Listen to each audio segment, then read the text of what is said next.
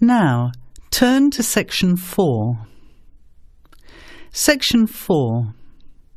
You will hear a talk given by Dr. Miranda James. First, you have some time to look at questions 31 to 35.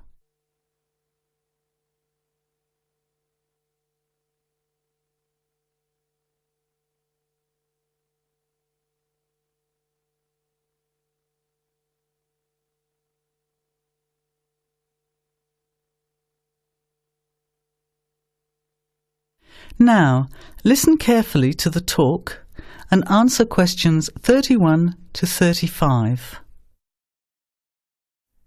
Good afternoon, everybody, and welcome to the first in a series of talks we have arranged for the Overseas Students Association this semester. Dr. James has very kindly agreed to speak to us today on the topic of public speaking, and judging from the large numbers of you here, it's clearly a subject of great interest and relevance. Dr. James. Hello. It's good to see so many of you here, and hopefully what I'm going to tell you will be useful to you both here at the university and in your future employment. Many people avoid speaking publicly, by which I mean in front of, say, 10 or more people. Not because they lack the ability, but mainly because they lack confidence, which is really only due to lack of practice. Today, as a consequence of the influence of television, audiences expect speakers to be relatively brief and to the point, in addition to being well-informed and interesting or entertaining. Probably the most important part of public speaking is what you do beforehand, by which I mean preparation. This includes practical details, such as knowing precisely what your topic is and exactly how long you are expected to talk for. You should also plan the content thoroughly.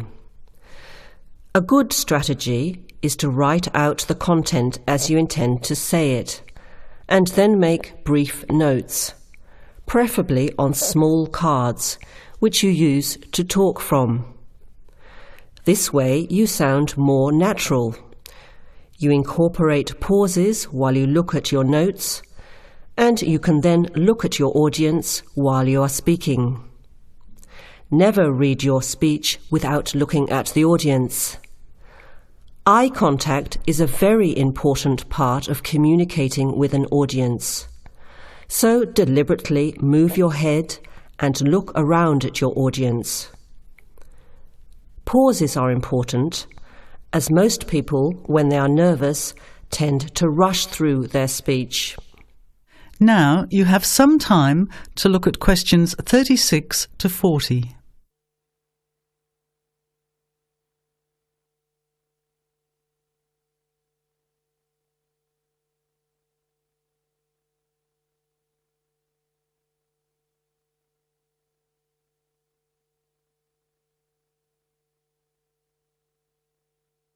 Now listen and answer questions 36 to 40. Practice speaking slowly. This gives you more time to pronounce your words correctly. It's always easier for your audience to listen to someone whose speaking is clear and calmly paced, so that they can understand the ideas being explained. And the bigger the group, the more slowly you should speak.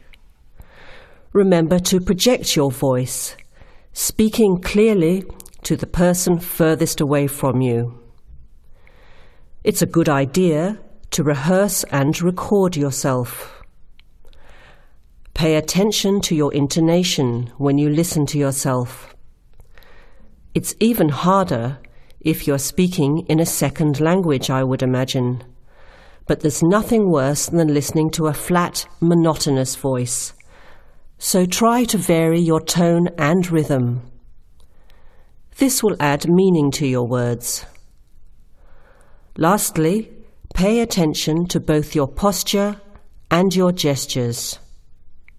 A confident person stands or sits in a small group with their head up, chin out, and shoulders back. Try to avoid scratching or fiddling with your hair or beard, or pens, jewellery, and so on. These movements can distract and irritate your audience. Yet you may be unaware of them yourself. Another reason for rehearsing, preferably with feedback from a friend, or better still, on video.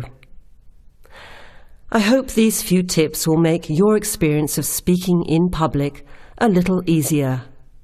Remember, practice makes perfect. That is the end of section 4. You now have half a minute to check your answers.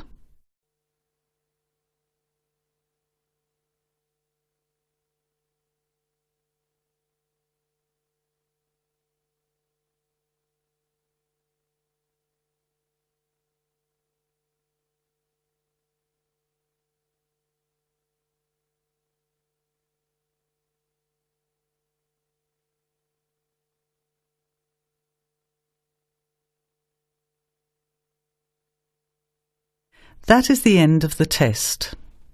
Now, check your score, but before you go on to the next listening test, don't forget to look at the section in the book on how to improve your vocabulary and listening skills.